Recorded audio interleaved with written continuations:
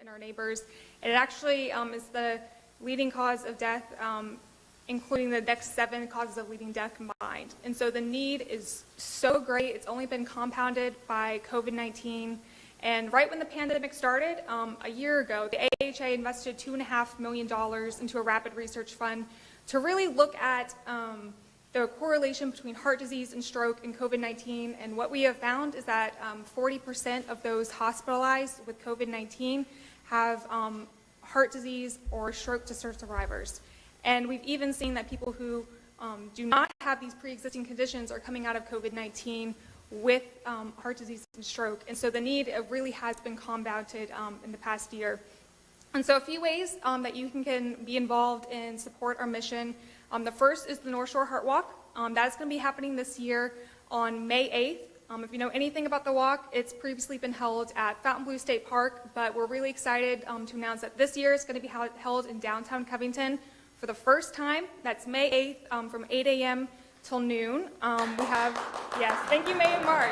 He is on our leadership team. He's been very instrumental in helping us move the walk downtown. We're so excited to debut the new route and get local businesses involved with the walk. There's a few different ways that you can be involved personally. The first way is through a team. That is the easiest way. There is no registration fee or fundraising minimum.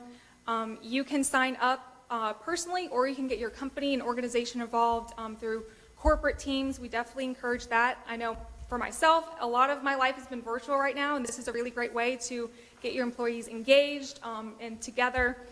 And then, of course, celebrating on May 8th together at the walk. And then secondly, we still have sponsorships available for the North Shore Heart Walk. They start at $5,000, range all the way up. We have different levels that are currently available. We're happy to work with you to find something that fits your needs. And so that is another way that you can get involved. And then, like I said, we also have the Go Red Furman Luncheon. That's going to be September 24th of this year. We have tables available starting at $5,000. That seats 8 people. And then half tables at $2,500 that seat 4 people. And then under the Go Red Furman campaign, we also have what we call the Circle of Red. And that is a membership where the women of the North Shore can personally invest $1,000 into the AHA and the community. And with that, they get a ticket to the luncheon, as well as different events throughout the year that really tie back to the mission of the AHA and different fun events that we have. And so that's really all the ways to get involved locally. We have all different options. And so if this is something that interests you, please feel free to grab one of my business cards that's passed around. I also have some flyers for the North Shore Heart Walk. But please feel free to come to me with any questions. I'm more than happy to get you involved. So again, thank you so much for your time. I really appreciate it. Good deal. Thank you, Carissa. Thank you. Thank you. We appreciate it. I know the community is going to be very anxious to get involved in some activities outside, you know, after having a winter that is a little bit colder than usual. So we appreciate you. If you have any information you ever want to share with the council, you're more than welcome to send it to our council clerk, Joanne Rucker, which is right on beside of me, and she can pass that to us to, mail out or email to our constituents. Thank you. We appreciate it. Okay, moving on to our consent calendar tonight. The regular meeting, the regular meeting minutes, February 2nd, 2021. Also, the introduction of item number 2021-0301, an ordinance of the City of Covington amending the following provisions of the Covington Code of Ordinances. Appendix B, Comprehensive Zoning Ordinance of 2010, Part 4, General Provisions, Section 4.3, Accessory Use Regulations, Section 4.305, Development Standards. Zoning case number 20-11-3, text. I need a motion to accept the consent calendar, please. Motion to accept. I need a second. Second. Roll call, please. Councilman Botsford? Yes. Councilman Roberts? Yes. Councilwoman Lutwig? Yes. Councilman Barrett? Yes. Councilman Smith? Yes. Councilman Rowling? Yes. Councilman Lewis? All right. Moving on. The regular agenda, unfinished business, items to be voted on. Public hearing and action item number 2021-0201, an ordinance of the City of Covington amending the Covington Code of Ordinances, Chapter 14, Animals, Article 1 in general, Section 14-10, Public Nuisance. Councilman at-large Smith. Yeah, Brad? If you look at the current ordinance, nuisance animals are to be investigated by the St. Tammany Parish Animal Control Department. Wayne has had several issues regarding nuisance animals recently, and upon his attempt to comply with our ordinance, was advised by the parish that they don't have funding for St. Tammany Parish Animal Control to do any investigations or reports in the city or to take nuisance animals. So we're amending our ordinance to remove the parish from any responsibility regarding investigation or reporting and turning it over to the code enforcement officer and the city police, because the ordinance cannot be complied with in its current form. Thank you, Brad. Before we move further on this, before we open it up for public hearing, I know Mr. Mayberry's in the audience. Do you mind coming up and just kind of go through a couple of examples of some of the complaints from the community so we get a better idea? If you would go up to the mic and just state your name, of course, and then we'll move on to public comments. We've had several complaints, most of them barking dogs, causing disturbance, people unable to sleep at nighttime. We have a case right now that I'm going to trial on this month, reference to a lady with too many dogs, and complaints from the neighborhood, and chasing people around the block. So we're trying to take our control over this right now. So that's the main thing that we're having right now, is the complaints on barking dogs and disturbing the peace. Okay? All right, before we go into council comments, we'll go, thank you. And Yes, if we have any other questions, we'll Yes, sir. have you back up. We'll open it up to public comments. Anyone from the public would like to speak on behalf of this ordinance? Okay, seeing none, I'll go ahead and go to council comments. Anyone from the council, just acknowledge. Councilman Boxer? Mr. Mayberry, what if you have a vicious dog, one that has actually bitten somebody? What do you do at that point? The dog bites someone? Yes. We immediately call it, we work with the police department on this. The patient will take it to the hospital, and the dog will be picked up for, I think, 14 days to make sure the dog doesn't have rabies. Okay, and who picks up the dog? Probably the police department, and we'll have to make some kind of arrangements to have a place to store the dog. I don't know exactly right now where we're going to store the dog at, but we will take control of it. Okay, so then my question would be to Chief Collada. Chief Collada. Okay. Well, he just said Chief Collada would pick up the dog, so that's why I wanted to bring him in. Just a little correct. We don't actually pick up the dog. We will go out to dog bite cases. We will investigate it. The dogs will be picked up by animal control, where they'll either be held at animal control or at a vet for 14, I think it's 14 days, to make sure they don't have rabies. If the dogs are loose when they bite somebody, well, then we can issue them a citation. Code enforcement or the police department can issue a citation for dogs running at large. It all depends on the circumstances. But we don't actually ever take custody of the dog because we don't have the facilities to take them. Correct. That was one of my things. And then my question would be to Rod. Rod, on this, he said that, when I look at the ordinance, it says that they've taken away a lot of the, obtaining an animal and controlling it and stuff, and because we don't have the capacity to do that. Shouldn't that be in this ordinance, that language? Saying that the parish is responsible for like a vicious animal that attacks and bites somebody, and that the police department is deemed the animal vicious? If you take it to them, they will take it. What they won't do is come out. If we get a complaint and refer it to them, they won't send anybody out to investigate the actual barking, or in one case, he's got several dogs in the yard that were attacking each other and bit the owner and all kind of stuff. But if we take the dog to them, But he just said that we don't have the capacity to do that. I That's what I'm saying. I think that I think- something needs to be in the ordinance that clearly states that, because then it kind of leaves a gray area. He's saying we don't have the capacity to do that, and then Mr. Mayberry is out there doing his due diligence and checking on the situation because he's got a complaint. And then it's kind of like, where does it go from there? It just, Well, I wouldn't leave then the the- ordinance like it is for right now for investigation purposes, because we have several issues where we need to have this in place now, okay. because we need to rely on Mayberry in lieu of the parish to get them to mayor's court. But I will find out, it may be, although they won't do investigations, they may come pick them up if they're vicious. Yeah. That's my, Look, they will come pick, the parish will pick them up Right. if they're a vicious dog. The reason why I'm asking is because I have experience with this, with a vicious dog that bit a lady, and it wasn't the Covington Police Department's issue, but it was St. Tammany was pointing the finger saying, well, the police department has to say that this dog is vicious, and they have to declare this and that. And so it was kind of like, it seemed like to me that there was a misunderstanding between the two entities as to whose responsibilities were what. if I could interject, my interpretation of this ordinance is basically the investigation would be started by a complaint from a resident.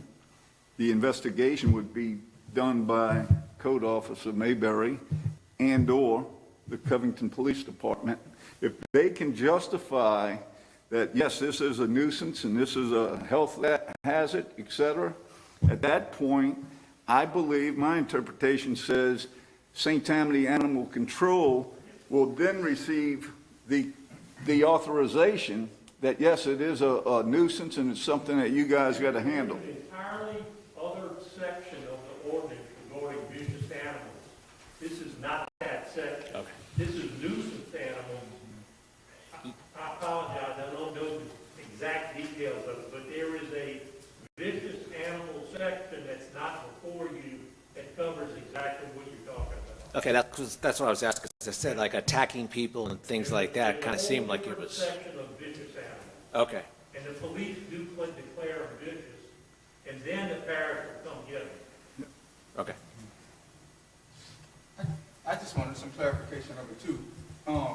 It sounds like we said that the parish don't have the funds to come out and investigate, but then we're also saying that if we need them to come out, they will come out and pick up the animal. Is that two Two different? different things. Two different things? Yeah. Okay. In other words, they won't come, every time somebody calls the city and says, we have an animal problem, they don't go out and investigate that. Under the vicious animal section, if the police make a determination that there's a vicious animal, they will come out and get it. They're just not going to go investigate to make that determination. Okay. And then I guess one more question for Chief Collada. With adding this extra duty to the police force, how does that look for your staff? This is no extra duty. We've been doing this as long as I've been a cop. We do get dog barking calls all the time. We get dogs running at large all the time. We answer many dog bites, vicious animal calls. As Rod said, the parish will not investigate anything. They will come at our behalf. If we call them up and said, hey, we have a vicious animal, he's in this yard, he done bit somebody, we need y'all to come get him, they'll come get him. Dog bites can also be two different things. Is it a vicious animal, or did somebody walk by a gate and a little puppy ran out and bit him in the ankle? Well, the parish doesn't need to necessarily collect the non-vicious dog, but the owner is still responsible to turn the dog over to, let's say, their vet for a 14-day quarantine. If they refuse, then the parish will come get the dog. So there's several ways to handle that situation. Okay, thanks. All right, I have Yes. in looking at this, Rod, I guess my concern is not what we're adding, my concern is what we're subtracting. Section 14-10, we're taking off C and D. D is the one I'm concerned about. In the event of revocation of an animal's license or reduction in the number of animals kept as ordered by the St. Tammany Parish Department of Animal Services, the owner shall have 15 days to dispose of the animal or animals unless otherwise specified by them. If the owner fails to take such action, then they can take custody of the animal or animals. my concern is this, that if this change to this section on public nuisance is about barking dogs, then I'm in agreement. If it is, if we take this out, who's taking custody of the animal, would be my first question. And then, in the news was this lady who had umpteen number of dogs that they had to go get. Under public nuisance, that wouldn't be a public nuisance then. I think you limited to 15 animals. Yeah, there's a number. Right, so who's going to make that determination and come get these animals? Because we're removing the ability for St. Tammany Parish Department of Animal Services to come get the animals. The way I would interpret it is, we would investigate, and I'm going to say it's Mr. Mayberry, and he says, lady, you got 20 animals, okay? And you can't do that. At that point, my interpretation would be magistrate court, mayor's court, okay? And let that, They would be fined on a daily basis for continued violation of keeping the animals. from the time Mr. Mayberry would issue a citation. Or probably give them a warning and give them a time frame of 7 days or 10 days.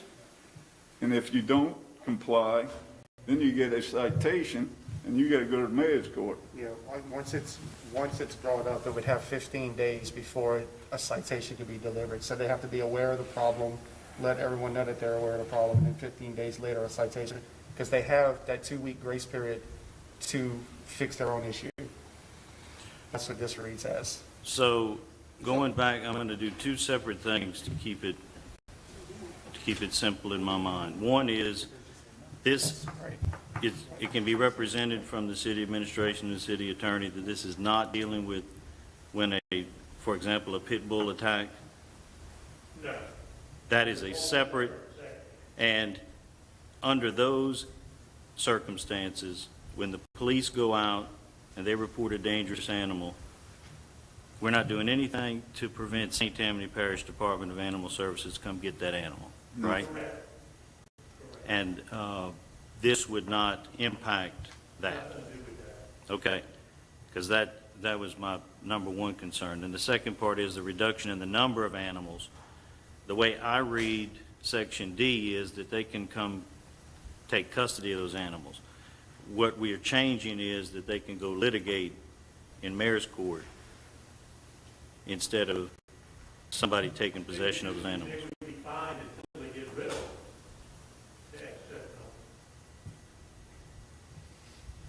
Yeah, I had actually a situation like this, so I appreciate the changing of it because our hands were sort of tied.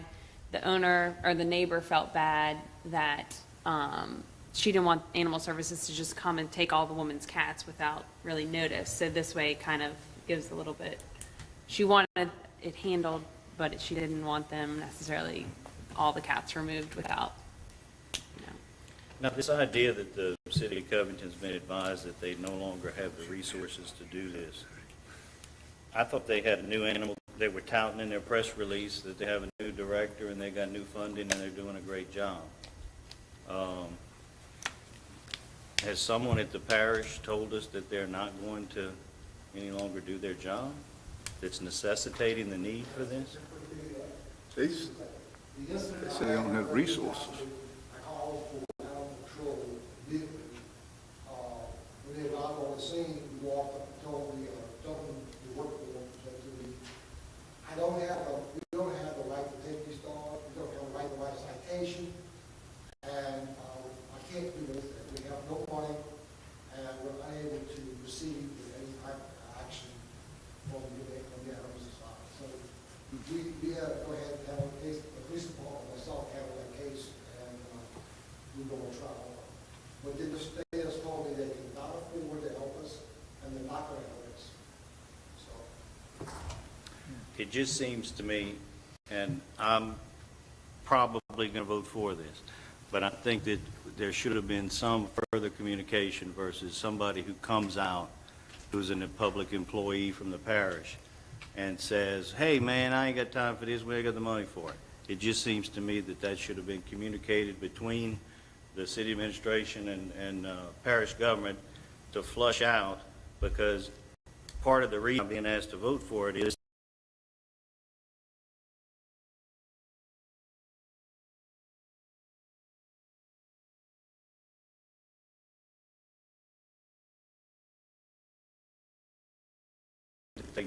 that they're overworked. I think we're all overworked. So that's just kind of my concern on it. But meanwhile, we're being asked to vote on it. We introduced it last month. Introduced it, but we didn't discuss it. Yeah. We introduced a building setback today, but we didn't discuss it. Which basically gave us a bunch of time to investigate it and look at it, but so be it. I'm with you. You know, St. Tammany Parish, that's the whole thing. It wasn't like we instigated this. I didn't sit and lay in bed at night and said, man, we gotta eliminate St.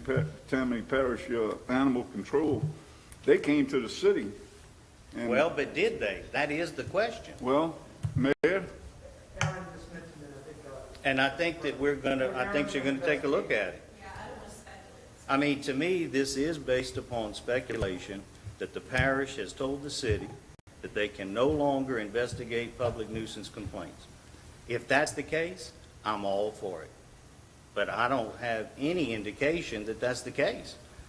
You know, that's just the other than what reality they of the told situation. Wayne. So I guess under those circumstances, I would make a motion to table it so that the city could go back, get an answer from the parish, and come back and report back to us at the next council meeting.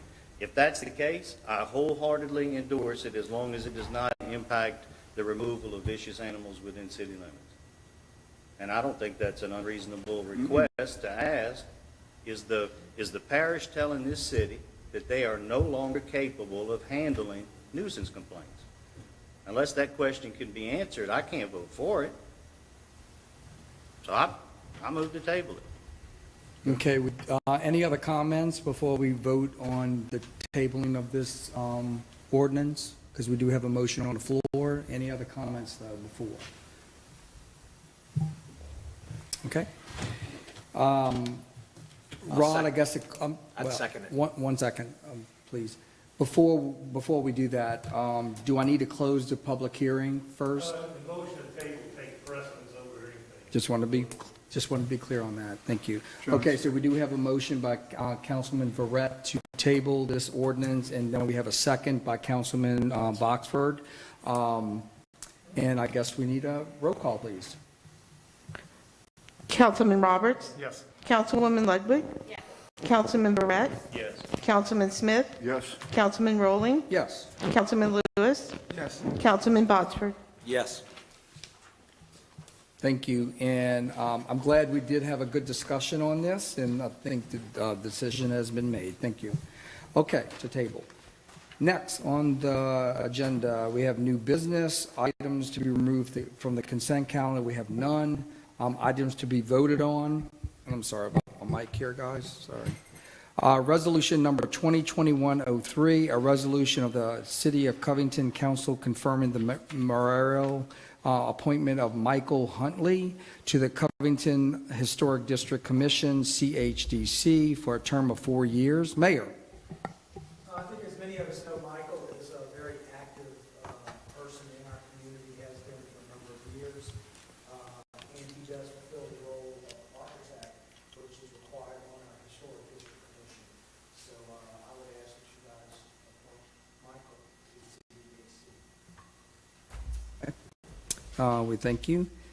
Is Michael here? I don't think. Okay. Do we have any public comments? Seeing none, hearing none. Council comments. I believe that Michael Huntley would be a fine representative on the historic district. And I agree.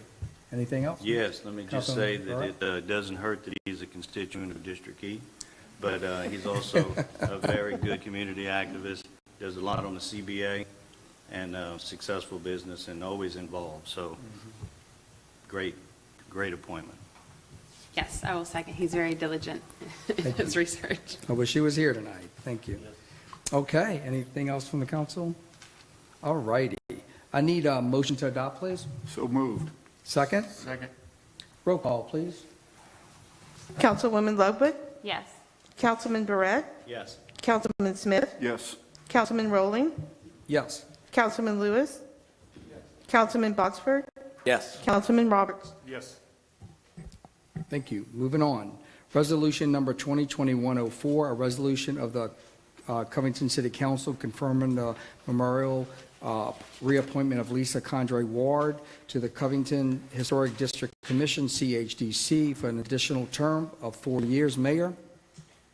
Lisa Ward has been a very valuable member of the CHDC for quite some time.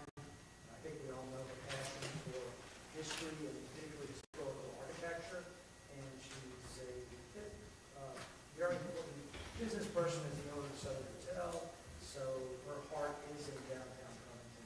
So I would ask that the council approve her reappointment. Absolutely. Let's open it up for public comments. Anyone from the public would like to talk on the behalf of this resolution? Seeing none, hearing none. Council comments? Coincidentally, it does not hurt that she also is a district geek.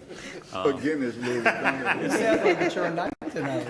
That's good. Yeah, where'd that come from? Right. But no, great appointment, and the Southern, I don't have to say, it's one of our gyms in the city, and she's done a fantastic job. So I'd like to Well said. continue her efforts. Anything else from the council?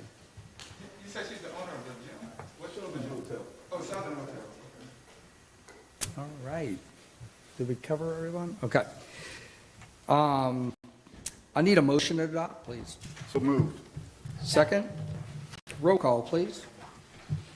Councilman Barrett, Yes. Councilman Smith, Yes. Councilman Rowling, Yes. Councilman Lewis, Councilman Botsford, Yes. Councilman Roberts, Yes. Councilwoman Ludwig. Yes. Thank you. Next, resolution number 2021-05, a resolution of the City of Covington recognizing the mayor's authority to sign a lease purchase agreement for the purpose of procuring the Public Works equipment spider machine for the Covington Public Works Department. Councilman Barrett. I can assure you, just because it's called Spider, it's not going to seem as exciting once the mayor tells us about it. But it's important. What we noticed is that we have a tremendous shortage of spiders in Covington. The spider machine will come in and actually produce more spiders than help us with that. So, the spider machine, as the council knows, is a very important piece of equipment used to keep our drainage ways and tributaries clear of debris. The one we currently have is 15 years old. We've got our money's worth out of it. It's been wonderful. It's got very expensive to maintain and to repair. We do have it up and running right now, which is great because it's holding us over until we're able to keep this. That sounds good. Right, I know we had some discussion on that, so we're ready to get a new one in here for sure. Okay, so we're going to open it up for public comments. If anyone from the public would like to speak on this behalf? Yes, sir. If you would state your name and address, would be appreciated. Yes. Yes, right here, sir. Yeah, Lance Bonham, 109 West 9th. I just have a question on the spider, whether it's been considered for a leasing option or a purchase option, which is more economical to the city. Mayor, I'm sure, Aaron, you want to? So, yes, so we spoke to our Director of Finance about our options, and after his research, he determined that doing a lease purchase agreement was the best choice for us at this point. If you will read the language in the resolution, it states that what we've done is we've gone out and we have obtained 3 proposals from 3 different financing companies, and the one that we are proposing to enter into the lease purchase agreement with is Government Capital. It's a 5-year lease, and it would be annual payments of $76,000 starting in 2022. So if you approve this resolution, just know that what you're also agreeing to is budgeting, starting the budgeting process for this in 2022. Go ahead.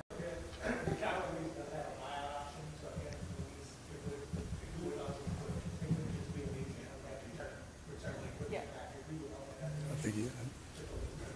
The reason I'm asking is the comment was on the existing equipment, was very If you have a comment, you would come up to the podium because we want to make sure everyone can hear properly. And also, if you want to repeat your comments, that would be fine too. Yeah, my concern is if the current equipment is maintenance heavy, if the existing, or if the new proposed equipment is going to be more economically supported for 15 years or how long, either a lease or a buy, and if that investigation has been done, and I guess secondary, as I'm thinking about it, is the second piece of equipment going to be maintained so we can have a little bit more capacity? The answer to the second question is yes, as long as it's cost effective. And on the first one, the piece that we have currently, it's 15 years old, was manufactured in Sweden. And the only way we can get replacement parts is to have a airship from Sweden and the wrong country. Okay. The same idea. And so when we did our specifications, we made certain that we were getting something that parts would be available here in the United States, which that in itself is going to make it very Okay, any guarantee like automobiles that the parts will be available for X amount of time? we did the investment. Anything else, sir? No, that's fine, thank you. We appreciate your comments. Anything you want to add or not? Okay, you good? If so, if you would come up here, you don't have to, but if you would like to, yes.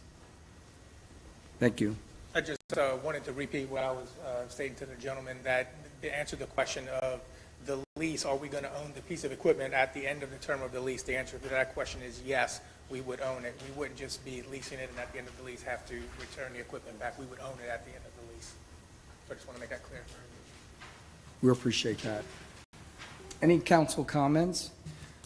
Yes, sir. I just want to state, I had a long conversation with Chris Davis, and Chris Davis assured me that this is one piece of equipment that the city definitely needs to have. We know how our ditches are and everything else, so he said, Rick, this is about the best investment we can make. Apparently, it's a little bit smaller than the other Spider, right? And it makes it a little bit more agile and more access to some of the ditches and so forth in our neighborhoods.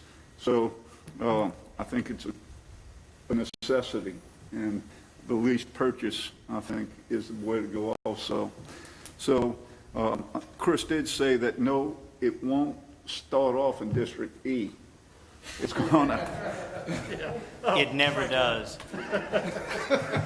Just kidding about that. But I would recommend that we go ahead and vote for this. That's all I got to say. What's the time frame for getting the Spider? Being received, you have to publicly bid it. I don't know the delivery date, hopefully we should. We have to go through the bureaucratic. Yeah, but this is a good step. But I just want to know, because there has been areas that, yeah. I just wanted an idea, because, that thing has been a problem for a while, so this is sorely needed. And luckily, I think that there are some available locally, so we don't have to go outside. Good, thank you. Any other comments? Councilman Boxford. Yeah, I got to say, thanks to Mark Johnson, actually, because he's done a lot of work in our area on the drainage in District B, and I like it that he has a plan. He's got a plan to do a little bit of work in everybody's district and keep going, and, we've, I think, exhausted. And then come back 12 months later. That's right, 12 months later, be back again, so that's, You do an each tributary every 12.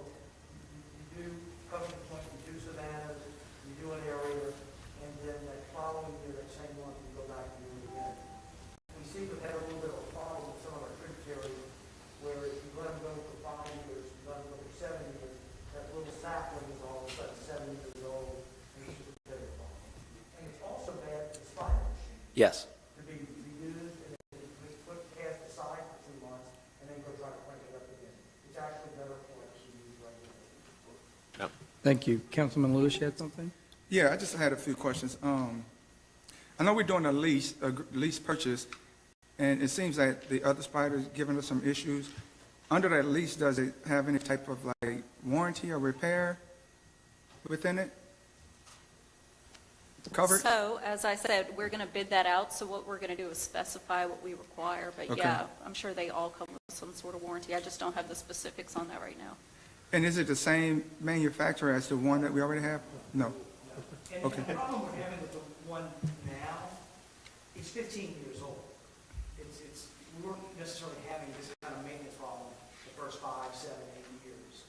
You know, with these pieces of equipment, they do have a life expectancy. 15 years is a long time to hang on to a piece of equipment that's actually hydraulically moving through a ditch with its ducts and lines. So essentially, it'll be easier with this one to get parts as opposed to the first one? Okay, all right, And the technology's advanced, so advanced 15 years ago. okay, thanks. Okay. Any other council comments before we move on? Okay. Motion, I need a motion to adopt, please. Motion to adopt? Second, please. Second. Roll call, please. Councilman Smith? Yes. Councilman Rowling? Yes. Councilman Lewis? Yes. Councilman Botsford? Yes. Councilman Roberts? Yes. Councilwoman Ludwig? Yes. Councilman Barrett? Yes. All right. Moving on, comments and reports. Council district and committee reports. District A, Councilman Lewis. All right, I just want to remind the public to go onto the City of Covington website and look at the Covington 2030 plan. We recently had a Zoom meeting, and I think it's coming to a wrap. So there's some interesting information on there for the public to educate themselves on. Other thing is that on March 9th at 7 o'clock, they'll be hosting another NAACP meeting. If anybody needs any information about it, they can reach out to me. And on March 4th, 3 p.m., the North Shore Regional Alliance will be hosting a Zoom call for a housing tour, they call it, housing tour. They'll be discussing housing issues on the North Shore and also transportation issues. And again, if you need that information, somebody reach out to me and I can forward you all the links for it. And on April 15th, between 4 and 6 p.m., the places to be determined once I get with Joanne, the Covington Housing Alliance would also be having a Covington, a meeting about the Covington housing issues and problems that we have here within the district. Anyone that wants to be welcome or invited to the meeting, please let me know, because we are limiting it to about 15 people, but we will look to having it as a Zoom meeting also, if anybody else want to be involved. I want to remind everybody about the Heart of the Matter organization. We meet every Tuesday at 9 via Zoom, and my poverty committee meets on Thursday, the second and fourth Thursday at 10 a.m. That's also by Zoom. Let's see.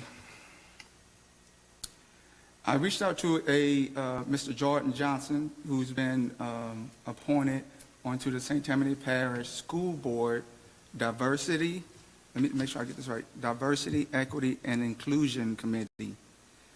They are going to start meetings starting March 16 at 2021 to discuss the issues within the public school system around those topics, diversity, equity, and inclusion.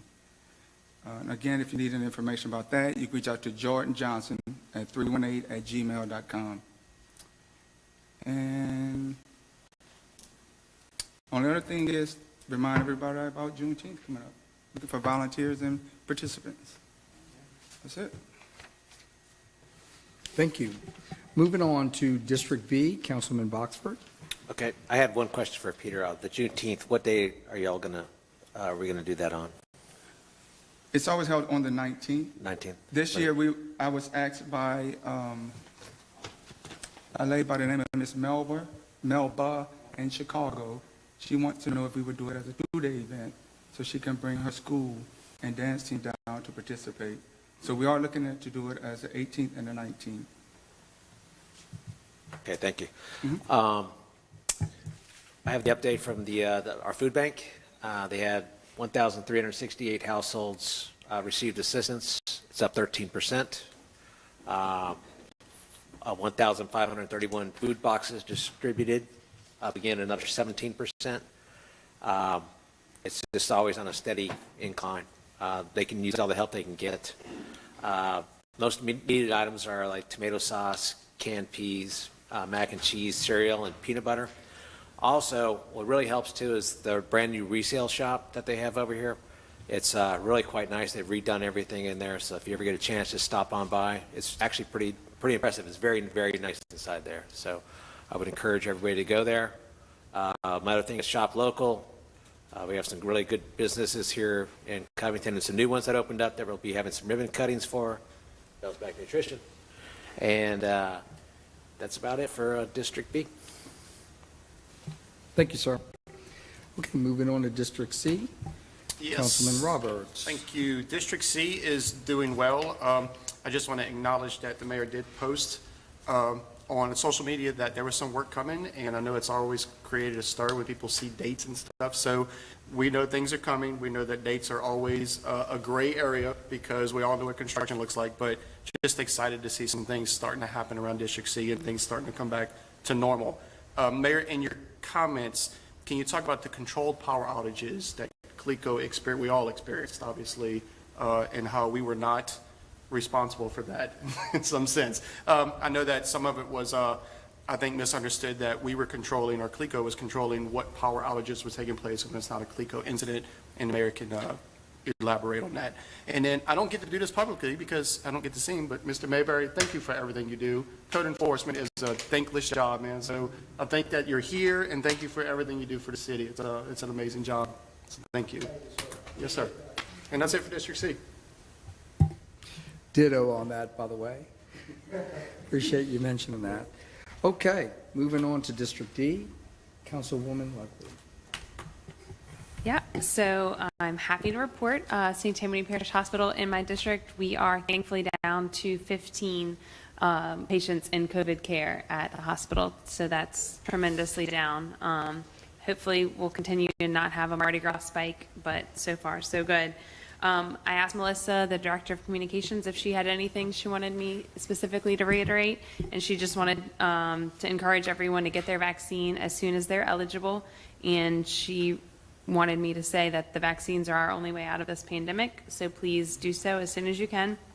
And also that Covington residents can stay up to date with the latest vaccine news by visiting sttammany.health/vaccine. I know that we're all inundated with the news, but the good thing is that they're rolling out. So more and more groups becoming available. All right, upcoming events, we have Coffee with, and I don't know if the mayor is going to mention more details on this in his, but we have a lot of them involve him. We have Coffee with the Mayor on March 9th at 9 a.m. at Bogafly Hall. It's going to be a limited capacity, so they're asking you to please register. There's also the Comprehensive Plan 2030 meeting on 3/15 at 6:30 p.m. here in the council chambers, as well as, thankfully, since unfortunately we had to cancel our Covington Celtic Club parade due to the COVID-19 pandemic. However, there's going to be something for our community specifically.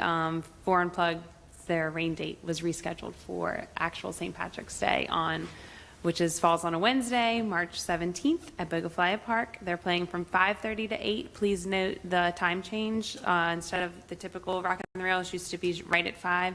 This is a little bit more friendly for people coming for work that don't work right here in the city. But certainly everyone is welcome, and that's from 5:30 to 8. And last but not least, Zumba with the Mayor will also be on March 21st at 12 o'clock in Bogafly Hall, and this is a free event, so come do that. That's it for events. Great update, thank you.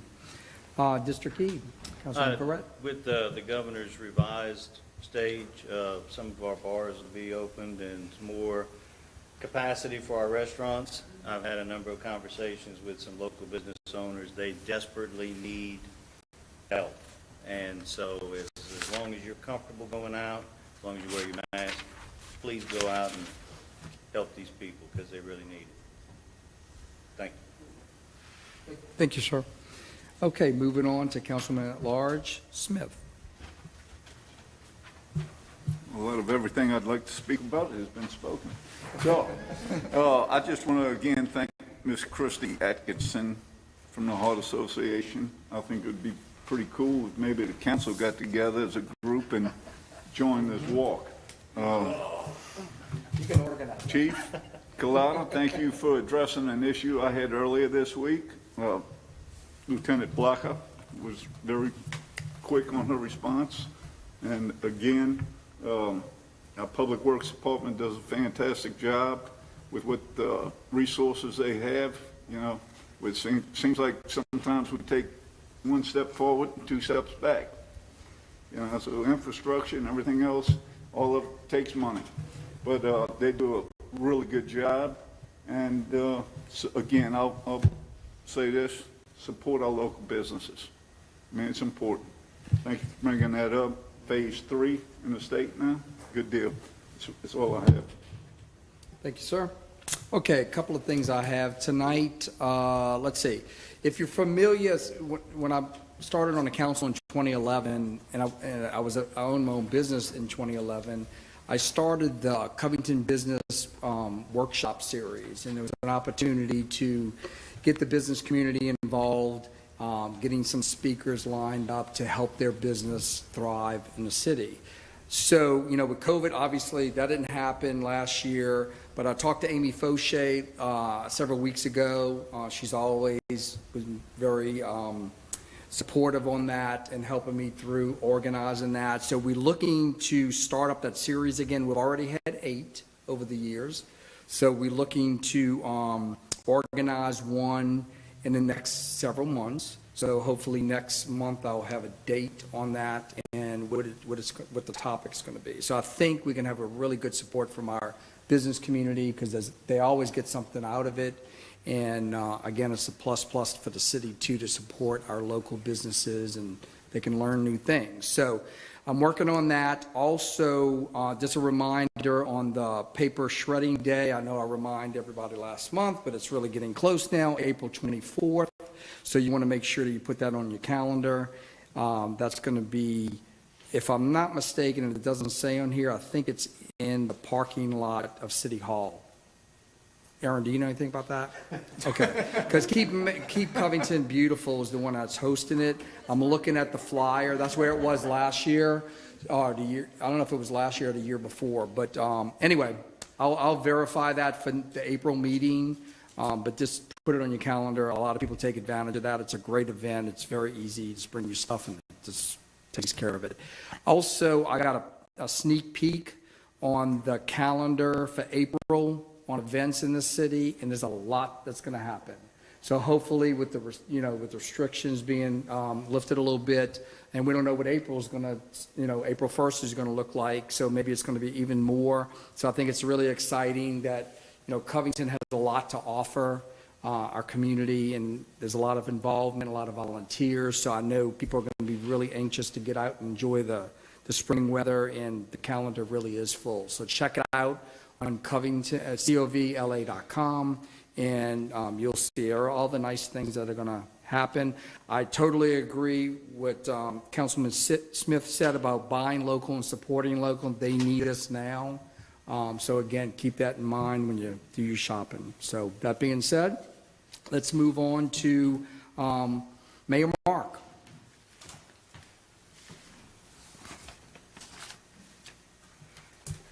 Thank you, Councilman Rowling.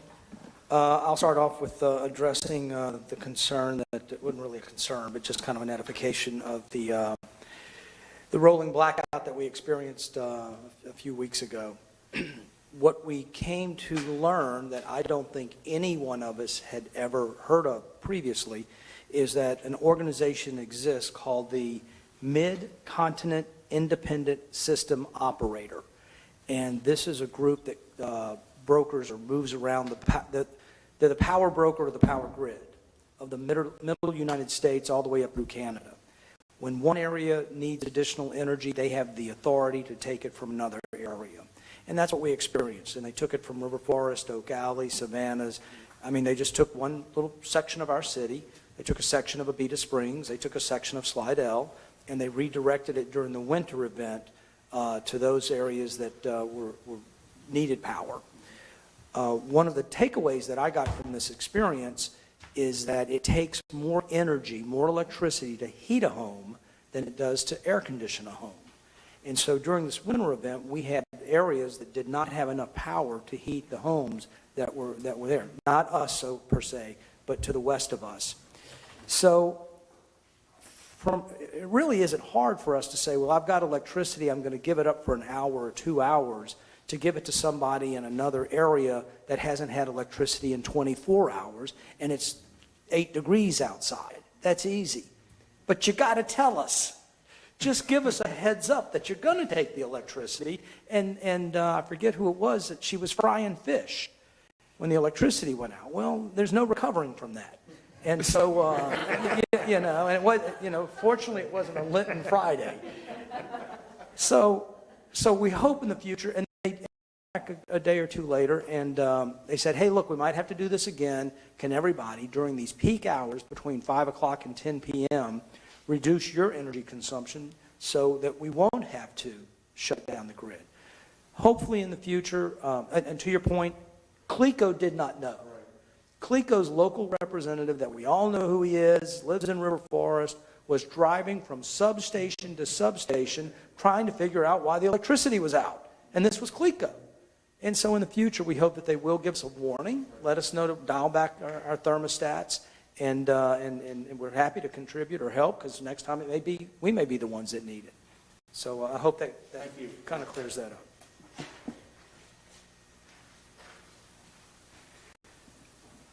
I'd like to give just some tidbits and quick reports on a few things.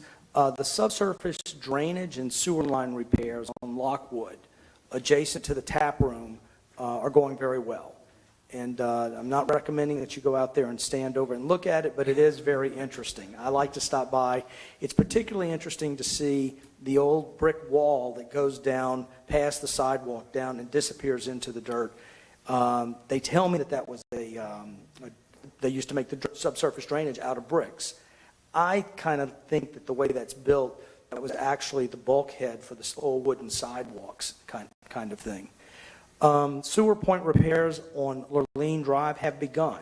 There was a slight delay. There was a delay in that construction because we had a ruptured sewer main at Janky and Rutland, a bad ruptured, a large one, and the same contractor was doing that repair, so we had them do that, and now they are in River Forest working on Lurleen Drive. Financially, the big picture. I think I mentioned this a couple of months ago at the council meeting, that we were going to be interested as we close out the year 2020, how much money did we actually take in and how much money did we actually spend? Not how much did we budget, but what does the cash flow really look like? We had $23.7 million flow into our coffers. We spent $23 million. So, as I'm fond of saying, financially, we are in good shape. Not great shape, but good shape. We're not like our rich cousins to the south in Mandeville that just have millions of dollars sloshing around. But we pay our bills, and so that's a good thing. But we don't have discretionary income. For the most part, we don't get to pick and choose where our money is being spent. There are needs that are thrown upon us that we have to respond to. For example, the new Collins Boulevard Bridge over the Bogaflaya River. We have utility lines that run underneath that bridge, sewer force main and a water main that run underneath it all the way to Lee Road. From the Bogaflaya River, from Claiborne Hill all the way to Lee Road, we have to move those force mains and that water main. That's an expensive undertaking, probably about $1 million. Fortunately, we had money allocated for reworking the control panels at the 15th Avenue water well, 16th Avenue at Hubie Gallagher. We had several $100,000 that we thought was going to be needed. Public Works Director Chris Davis was able to locate the original company that was maintaining and had done that, and they were able to come out and do it for, don't hold me to this, $30,000, $40,000, something like that. So we were able to take the money allocated for that and reallocate it to offset the cost of removing the utility lines. We don't have the engineering design work completed on moving those lines, so we really don't have a hard number on what that's going to cost us. In the years to come, we will also have to expand the flow capacity of the sewer force main from Ronald Reagan, from that north side of town, to the wastewater treatment plant. That's going to probably be several $100,000. And also in the future, we're going to have to replace this Columbia Street Bridge. This is a problem that all of America is facing with their aging bridges, and we just replaced the one on 11th Avenue, so we have a pretty good idea that that's $1 million. So when you're taking in 23.7 and you're spending 23, that gives you another bad to the bone. Anyway, we also added 9 new officers this year that we did not have. Remember, we were staffing and budgeting for 23 officers, but we only had 13. So we've got 9 new officers that will be an expense in 2021 that was not an expense in 2020. That's going to be close to $1.3 million that we'll be spending this year that was not spent in 2020. So that's going to make our situation a little bit more dicey than maybe we would like it to be. It's worth remembering that the utility bill increase that we did, that is what's helping make this possible. But let's remember that we went from the rate we were charging was covering about 50% of what it cost us to provide water and sewage to our residents. With the increase, we're now at about 75%. So we are still subsidizing our own water bills and our own sewer bills. We're still doing that, and we just need to be aware of that. We also need to be aware of the fact that we have a millage dedicated to the fire department for 10 mills, and that is also subsidized by our sales taxes and our property taxes to the tune of about $1 million a year.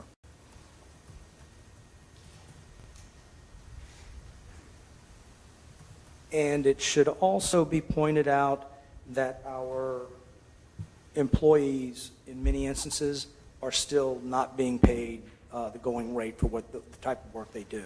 So we should keep that in mind, that in many cases, my opinion is our employees are being underpaid. We're going to watch this very carefully over the next few months or for as long as we have to. Regarding the new playground equipment at Peter Atkins Park, we're in that bureaucratic procurement process. We're waiting on a 3rd quote for the concrete work, for the concrete pad to come in before we can even begin to prepare a contract to go to contract on that. Regarding the ball field at Ozone, the topography survey work has now been completed. We had a meeting scheduled with the architect yesterday to go over the design guidelines, and that meeting got canceled, so that's been postponed.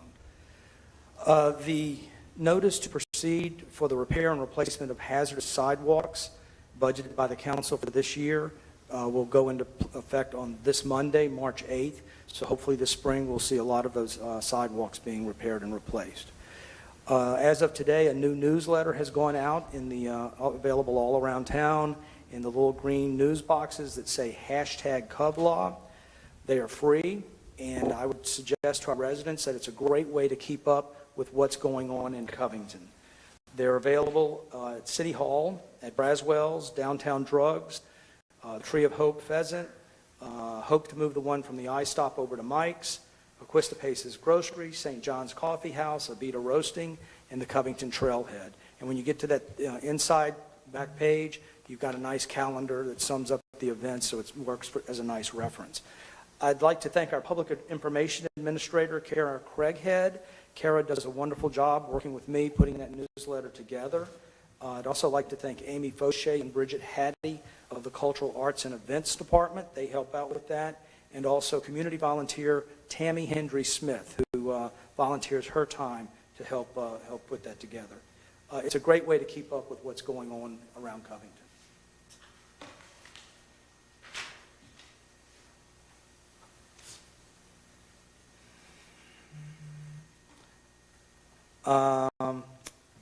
We are now in phase 3, so we will be reopening City Hall tomorrow morning, so that will be open to the public. And lastly, I'd like to share that recently Councilman Larry Rowling approached me about a status update on the old courthouse on Boston Street, the Emergency Operations Center, Parish EOC, and I'm pleased to announce that Councilman Rowling will be taking the lead on contacting the parish on a status update representing the city, and then based on those findings, he will then reconstitute, if warranted, the EOC Facility Advisory Committee. So thank you, Councilman Rowling. All right, that's it. No, I'm happy to do it. You know, that building has been there, just pretty much vacant. So we need to see what we can do to help it get in commerce. Thank you. All right, anything else from the administration tonight? Mr. Rodriguez? Okay, just a couple of announcements, anything for the mayor, I apologize, council, okay? One sec. Okay, just a reminder of the upcoming meeting. The April 2021 meeting is scheduled to be held on Tuesday, April 13th. That is the second Tuesday of the month, not the first, because we have an Easter holiday coming up on the first week. So again, at the council chambers, where we are right now, at 6 p.m., we will see how the COVID restrictions look like. I'm sure the governor will come out at the beginning of April with some new information, or before or after that, so maybe in time for our meeting, see what that looks like. So that being said, this meeting is adjourned. Y'all have a great evening.